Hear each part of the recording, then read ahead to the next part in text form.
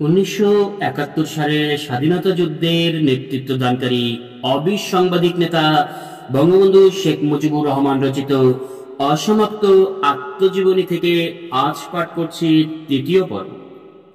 বন্ধু বান্ধবরা বলে তোমার জীবনী লেখো, সহকর্মীরা বলে রাজনৈতিক জীবনের ঘটনাগুলো লিখে রাখো, ভবিষ্যতে কাজে লাগবে। আমার সহধর্মিণী একদিন জেল গেটে বসে বলল, বসেই তো আছো, লেখো তোমার জীবনের কাহিনী। বললাম, লিখতে যে পারি না, আর এমন কি করছি যা লেখা যায়? আমার জীবনের ঘটনাগুলি জেনে জনসাধারণের কি কোনো কাজে লাগবে? কিছুই তো করতে পারলাম না।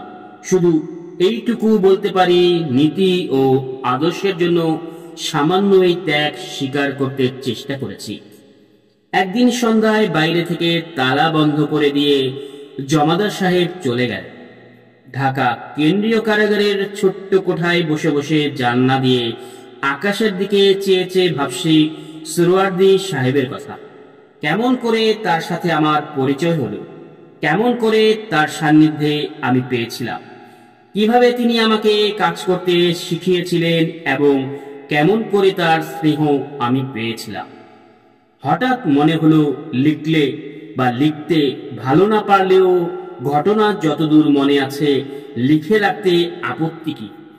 সময় তো কিছু কাটবে। বই ও কাগজ পড়তে পড়তে মাঝে মাঝে চোখ দুটোও ব্যথা হয়ে যায়।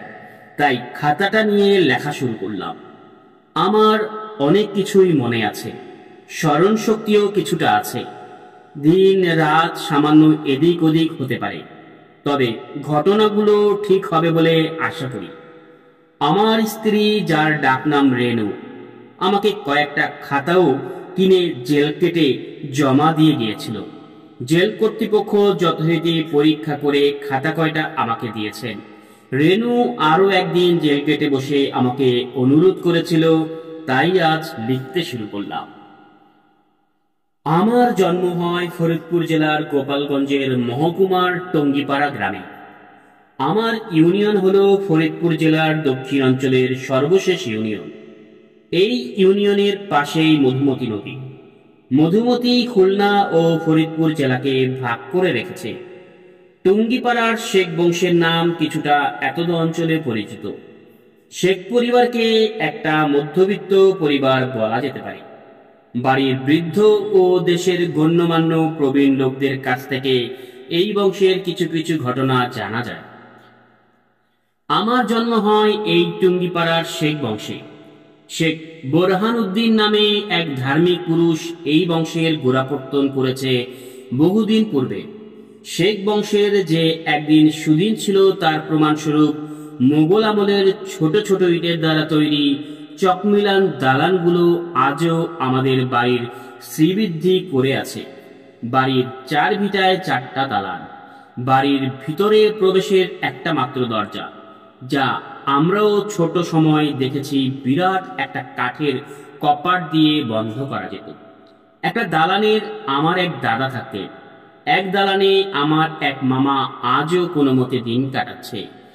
আর একটা দালান ভেঙে পড়েছে, যেখানে বিষাক্ত সর্পকুল দয়া করে আশ্রয় নিয়েছেন। এই সকল দালান চুনকাম করার ক্ষমতা আজ তাদের অনেকেরই নাই। এই বংশের অনেকেই এখন এ বাড়ির চারপাশে টিনের ঘরে বাস করে। আমি এই টিনের ঘরের এক ঘরেই জন্মগ্রহণ করি। শেখ বংশে কেমন করে বিরাট সম্পদের মালিক থেকে আস্তে আস্তে ধ্বংসের দিকে গিয়েছিল, তার কিছু ঘটনা বাড়ির মুরব্বীদের কাছ থেকে এবং আমাদের দেশের চারণ কবিদের গান থেকে আমি জেনেছি। এর অধিকাংশ যে সত্য ঘটনা, এ সম্পর্কে আমার কোনো সন্দেহ নেই। শেখ বংশের সব গেছে, শুধু আজও তারা পুরাতন স্মৃতি ও পুরানো ইতিহাস বলে গল্প করে থাকে।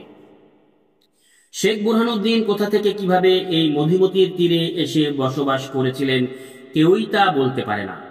আমাদের বাড়ির দালানগুলির বয়স 200 বছরেরও বেশি হবে। শেখ বোরহানউদ্দিনের পরে 3-4 পুরুষের কোনো ইতিহাস পাওয়া যায় না। তবে শেখ বোরহানউদ্দিনের ছেলের ছেলে অথবা 2-1 পুরুষ পরে 2 ভাইয়ের ইতিহাস পাওয়া যায়। এদের সম্পর্কে বা সম্বন্ধে অনেক গল্প শোনা যায়।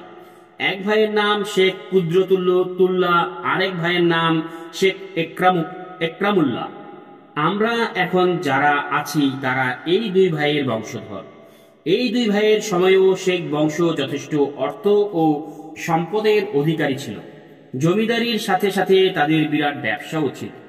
শেখ কুদরতুল্লাহ ছিলেন সংসারীয় ব্যবসায়ী, আর শেখ একরামউল্লাহ ছিলেন দেশের সর্দার, বিচার আচার তিনি করতেন।